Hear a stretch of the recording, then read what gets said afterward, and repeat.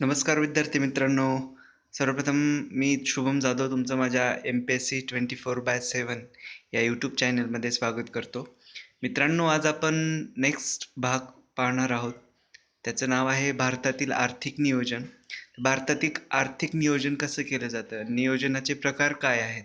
या भागात आपण समजून घेणार आहोत. तर चला पाहू. तर 1930 साली लक्षात ठेवा, 1930 साली राष्ट्रवादी नेत्यावर समाजवादाचा वाढता प्रभाव होता. तर 1934 साली विश्वेश्वरय्या हे सर्वांना माहीत आहेत, भारतातले पहिले सिव्हिल इंजिनियर. त्यांनी त्यांच्या प्लॅन्ड इकॉनॉमी ऑफ इंडिया या ग्रंथात सर्वप्रथम नियोजनाची संकल्पना मांडली. कोणत्या ग्रंथात? Planned economy of India. तर त्यांनी 10 वर्षाची योजना तयार केली आणि 1938 मध्ये त्यांनी नियोजन करा किंवा नष्ट व्हा असा संदेश दिला. तर लक्षात ठेवा, अशी सुरुवात झाली होती की भारतात नियोजनाची. तर त्यांनी सांगितलं होतं की नियोजन करा किंवा नष्ट व्हा असा संदेश त्यांनी दिला.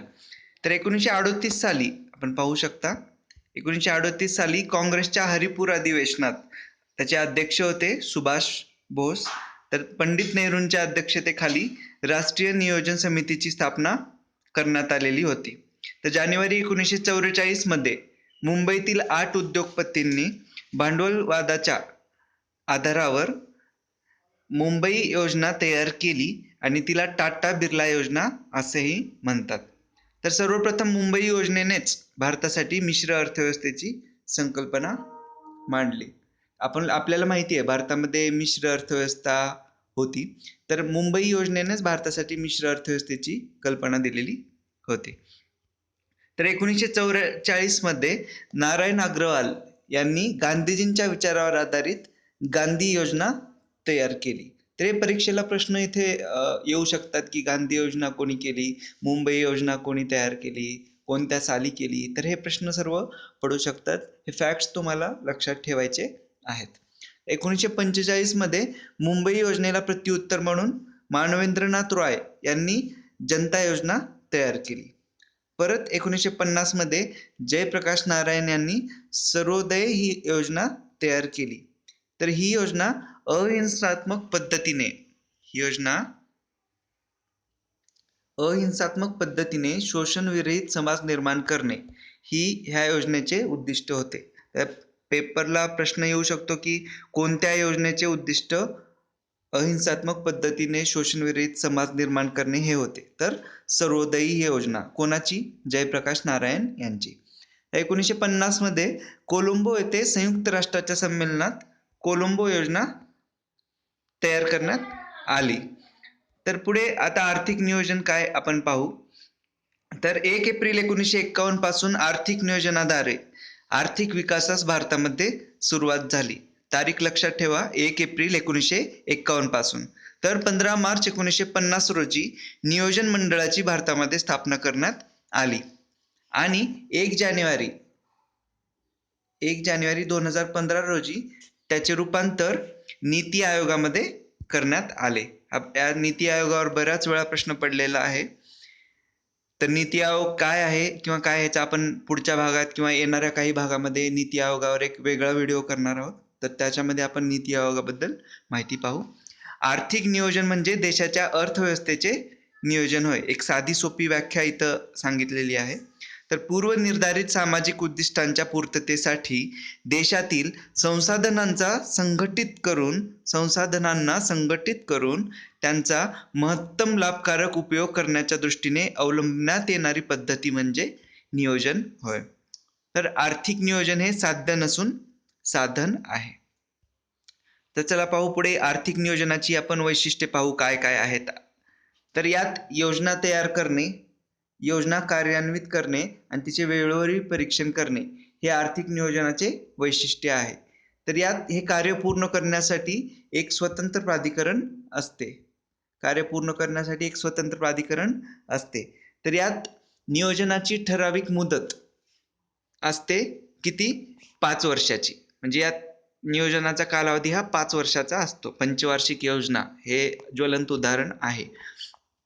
तर देशाचा आर्थिक विकासाचा वेग वाढवणे हे पण या योजनेचे प्रमुख उद्दिष्ट असते. तर आर्थिक नियोजन करण्याकरिता अर्थव्यवस्थेचा सर्व क्षेत्रामध्ये सरकारला हस्तक्षेप करावा लागतो. हा हस्तक्षेप हा प्रत्यक्ष किंवा अप्रत्यक्ष असा असतो. हे पण एक वैशिष्ट्य आहे की अर्थव्यवस्थेमध्ये सरकारचा हस्तक्षेप हा प्रत्यक्ष किंवा अप्रत्यक्षरित्या असतो. तर आर्थिक नियोजन ही एक निरंतर चालणारी प्रक्रिया आहे. तर हे सर्व आर्थिक नियोजनाची वैशिष्ट्य झाली. तर आर्थिक नियोजनाची आवश्यकता का वाटत होती आपल्याला? तर पहा, आता इंग्रजांनी खूप वर्ष आपल्यावर राज्य केली, भारताला लुटून नेलं. मग नंतर जे काही रिसोर्सेस अवेलेबल होते, तर त्या रिसोर्सेसचा वापर करून आपल्याला स्टेबिलिटी आणायची होती इकॉनॉमीमध्ये. तर त्याच्यामुळं इथं दिलंय बघा, स्वातंत्र्यानंतर आर्थिक वाढीची तात्काळ गरज होती आणि नंतर उत्पन्नातील विषमता ही दूर करून लोकांना स्टेबल बनवायचं होतं. तर हे दोन मेन ह्याचे उद्दिष्ट होते की आपल्याला आर्थिक नियोजनाची गरज ही भासली. नंतर परत अजून प्रश्न पडला की आर्थिक नियोजन की मुक्त बाजार व्यवस्था. तर आता त्यावेळेस जे आर्थिक नियोजन करणार होते, तर त्यावेळेस असा प्रश्न पडला की आपण आर्थिक नियोजन राबवायचं की मुक्त बाजार व्यवस्था राबवायची. तर याचा दोघांचा फरक काय आहे ते आपण पाहू. तर पहा, मुक्त बाजार व्यवस्थेमध्ये संसाधनांचा वापर खाजगी नफ्यासाठी केला जातो, सार्वजनिक कल्याणासाठी नाही. इथं बघा, मुक्त बाजार व्यवस्थेचा वापर आपण सार्वजनिक कल्याणासाठी करत नाही. त्यामुळे सरकारने बाजार व्यवस्थेचे नियंत्रण करण्याचे ठरवले. नंतर आर्थिक नियोजनाची आवश्यकता का भासली? तर ह्याचे मुद्दे खाली आपण पाहणार आहोत. एक एक मुद्दा आपण पाहू की आर्थिक नियोजनाची आपल्याला गरज का भासली, आवश्यकता का भासली. तर त्याचे कारण खाली आहेत. पहिलं आहे ते समाधानाची गरज लक्षात घेऊन उत्पादन कार्य करण्यासाठी. म्हणजे आपल्याला जेवढं काही उत्पादन पाहिजे किंवा कोणत्या लिमिटपर्यंत उत्पादन पाहिजे, हे पण ठरवून आपल्याला उत्पादन करण्यासाठी आर्थिक नियोजन महत्त्वाचं होतं. तर साधन सामग्रीचा योग्य उपयोग होण्यासाठी, हे तर माहीत आहे. व्यापार चक्रावर नियंत्रण आणण्यासाठी, ह्याच्यासाठी बी आपल्याला आर्थिक नियोजन महत्त्वाचं होतं. जलद आर्थिक विकास साध्य करण्यासाठी, मागास प्रदेश आणि मागास वर्गाच्या विकासासाठी. आता माहिती आहे, भारत जेव्हा स्वातंत्र्य झाला, तेव्हा बरेच प्रदेश हे मागास होते आणि बऱ्याच जाती या मागास होत्या. तर त्यांच्या विकासासाठी सुद्धा एक सर्वसमावेशक असं भारतीय आर्थिक नियोजन महत्त्वाचं होतं. म्हणून आपण हे मुद्दे येथे हायलाइट केलेले आहेत. तर गळे कापूस स्पर्धा नष्ट करण्यासाठी, आर्थिक आणि सामाजिक विषमता दूर करणे, वर्ग संघर्षास बंदी घालणे, हे आजपर्यंत मित्रांनो इथे जमलं नाही भारतीयांना की वर्ग संघर्षास बंदी घालणे. अजूनही वर्ग संघर्ष होतच राहतो. जाती-जातीमध्ये होत राहतो, 2 राज्यामध्ये होत राहतो. आणि पुढचं आहे ते रोजगाराच्या संधी निर्माण करण्यासाठी. तर एवढे सगळे मुद्दे होते की आपल्याला त्याची गरज भासू लागली नियोजनाची. तर पुढे आपण नियोजनांचे प्रकार पाहू. नियोजनाचा पहिला प्रकार आहे ते आदेशाद्वारे नियोजन. तर आदेशाद्वारे नियोजन मित्रांनो काय असतं ते पाहू. तर आदेशाद्वारे नियोजन हे समाजवादी अर्थव्यवस्थेचा एक अविभाज्य असा घटक असतो. कसा घटक असतो? अविभाज्य. तर यात मुक्त बाजार व्यवस्थेचा अभाव असतो. लक्षात ठेवा की आदेशाद्वारे या नियोजनामध्ये मुक्त बाजार व्यवस्थेचा अभाव असतो. तर यात एक केंद्रीय प्राधिकरण असतं. तर त्याच्या आदेशाद्वारे वस्तू व सेवाचे उत्पादन किती व कसे करावे व तसेच त्यांच्या किमती किती ठरवाव्यात, तर हे आदेशाद्वारे नियोजनात आपण ठरवतो. तर परीक्षेत प्रश्न येऊ शकतो की आदेशाद्वारे नियोजनामध्ये मुक्त बाजार व्यवस्थेचा अभाव असतो का प्रभाव असतो? काहीही म्हणजे आयोग तुम्हाला काहीही प्रश्न यामध्ये विचारू शकतं, कसेही फिरून प्रश्न विचारू शकतं. तर तुम्ही एक फॅक्ट्स लक्षात ठेवायचे की कोणत्या नियोजनामध्ये काय काय समाविष्ट आहे. पुढचं आपण पाहू प्रलोभनाद्वारे नियोजन. आता नावातच आहे प्रलोभन. तर यामध्ये पाहू, तर हे नियोजन आपल्या भारतामध्ये आढळते. तर यात बाजार व्यवस्था हस्तक्षेप करते, मात्र याची सक्ती नसते आणि सरकार विविध वित्तीय आणि राजकोषीय प्रलोभनद्वारे उद्दिष्ट साध्य करत असते. तर एखादं उद्दिष्ट समजा आपल्याला साध्य करायचंय, तर सरकार विविध वित्तीय आणि राजकोषीय प्रलोभन लोकांना दाखवणार आणि त्यांचे जे काही उद्दिष्ट आहेत ते कंप्लीट करून घेणार. तर हे झालं प्रलोभनाद्वारे नियोजन. तिसरं आहे ते सूचक नियोजन. आता सूचक नियोजन हे फ्रान्सच्या अर्थव्यवस्थेमध्ये आपल्याला आढळते. लक्षात ठेवा, सूचक नियोजन हे आपल्याला फ्रान्सच्या अर्थव्यवस्थेमध्ये आढळते. तर यात खाजगी क्षेत्राला सोयी सवलती देऊन सामाजिक आणि आर्थिक उद्दिष्टे साध्य करून घेतात. हे सूचक नियोजनाचे एक महत्त्वाचं वैशिष्ट्य आहे की आपण यात खाजगी क्षेत्राला थोड्या प्रमाणात सवलती देतो आणि नंतर सामाजिक आणि आर्थिक उद्दिष्ट साध्य पण करून घेतो. तर भारतात कधी सूचक नियोजनाचा अवलंब करण्यात आला? तर भारतामध्ये 8व्या योजनेपासून सूचक नियोजनाचा अवलंब हा करण्यात आला. लक्षात ठेवा की पुढचं आहे वित्तीय नियोजन. नावातच आहे वित्तीय, म्हणजे यात एक प्रकारे संसाधनांचे वितरण हे पैशाच्या स्वरूपातच केले जाते आणि मागणी व पुरवठ्याचे असंतुलन दूर करणे हे एक त्याचं वैशिष्ट्य आहे आणि चलनवाढ ही टाळणे म्हणजे कमी करणे. तर हे याचे उद्दिष्ट आहेत वित्तीय नियोजनाचे. पुढचं आहे ते भौतिक नियोजन. तर भौतिक नियोजनात आपण पाहू काय आहे. यात संसाधनांची तरतूद व्यक्ती, द्रव्य व यंत्रसामग्रीच्या स्वरूपात केली जाते. तर या नियोजनामध्ये कच्चा माल आणि श्रमशक्तीचे मूल्यमापन पण केले जाते व ती कशी मिळवायची याचा अंदाज घेतला जातो.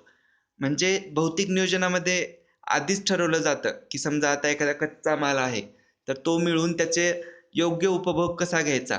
तर हे नियोजन म्हणजे भौतिक नियोजन झालं. तर यात अल्पकालीन नियोजनाऐवजी दीर्घकालीन नियोजनाच्या दृष्टीतून सुद्धा पाहिले जाते. कोणत्या नियोजनाला? भौतिक नियोजनाला आपण दीर्घ नियोजनाच्या सुद्धा दृष्टिकोनातून पाहतो. पुढचं जे आहे ते दीर्घकालीन नियोजन व वार्षिक नियोजन. तर यात 15, 20 किंवा 25 वर्षाच्या कालावधीसाठी उद्दिष्टे हे ठरवली जातात. तर दीर्घकालीन नियोजन नावातच आहे, एका पर्टिक्युलर काही वर्षासाठी आपण हे नियोजन राबवतो. म्हणजे याचा अर्थ असा नाही की पूर्ण 15 किंवा 20 किंवा 25 वर्षाच्या कालावधीसाठी एकच योजना असते.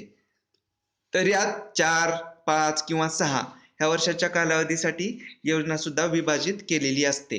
म्हणजे एक समजा आता 15 वर्षाची कालावधी आपण योजना केलेली आहे, तर पूर्ण 15 वर्षासाठी आपण योजना यात केलेली नसते. डिवायडेशन केलेलं असतं किती वर्षामध्ये? 4, 5 किंवा 6 या वर्षामध्ये. तर अल्प कालावधीत साध्य न करता येणारी उद्दिष्टे साध्य करण्यासाठी दीर्घकालीन योजना ही तयार केली जाते. तर यात महत्त्वाचं उदाहरण आहे दारिद्र्य निर्मूलन. तर दारिद्र्य निर्मूलन ही एक अशी कन्सेप्ट आहे, तर त्याच्यासाठी आपल्याला दीर्घकालीनच नियोजन करावं लागतं. अल्पावधीत हे दारिद्र्य मिटणारं नाही. तर हे एक त्याचं वैशिष्ट्य आहे. पुढचं आहे पूर्णत्ववादी नियोजन. तर यात एकाच योजनेच्या आधारे सर्व आर्थिक नियंत्रण व दिशादर्शन केंद्रीय प्राधिकरणामार्फत केले जाते. तर यात आदेशाद्वारे नियोजनाचा स्वीकार करून सरकारमार्फत उपभोग, उत्पादन, विनिमय पूर्णपणे नियंत्रित केले जाते. तर हे पूर्णत्ववादी नियोजनाची वैशिष्ट्य आहेत. पुढचं आहे लोकशाहीवादी नियोजन. आता नावातच आहे लोकशाहीवादी, म्हणजे लोकांना किंवा स्वयंसेवी संस्था इत्यादींना समावून यात नियोजन केले जाते. खाजगी मालमत्तेला संमती असते. सामाजिक कल्याण व सामाजिक सुरक्षा योजनावर सरकारी खर्चाच्या माध्यमातून आपण विषमताही कमी करतो. तर हे झाले लोकशाहीवादी नियोजनाची वैशिष्ट्ये. पुढचं आहे सरकती योजना. मित्रांनो, रोलिंग प्लॅन याला इंग्लिशमध्ये असं म्हणतात.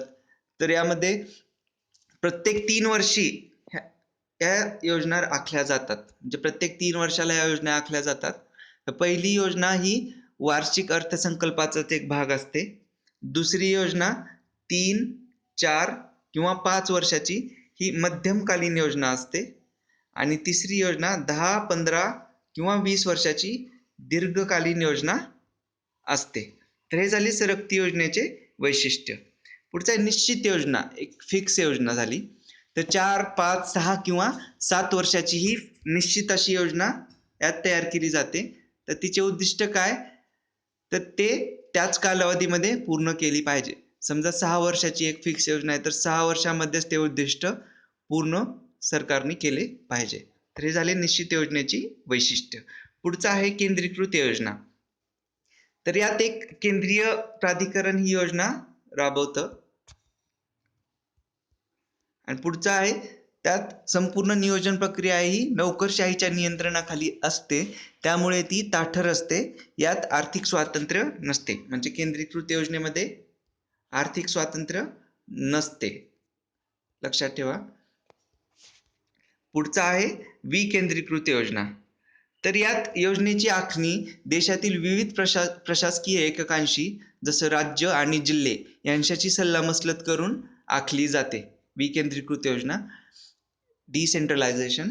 तर यात केंद्रीय योजनेमध्ये केंद्रीय आणि राज्य योजना पण समाविष्ट असतात. तर विकेंद्रीकृत योजनाचा जर काही प्रश्न पडला तर त्यामध्ये तुम्ही असं म्हणू शकता की किंवा लक्षात ठेवू शकता की यात केंद्रीय आणि राज्य योजनांचा पण समावेश असतो. तर विकेंद्रीकृत योजनेमध्ये वस्तू व सेवांच्या किमती या बाजार यंत्रणा ठरवतात, पण काही ठराविक क्षेत्रावर सरकारचे नियंत्रण सुद्धा यात असते.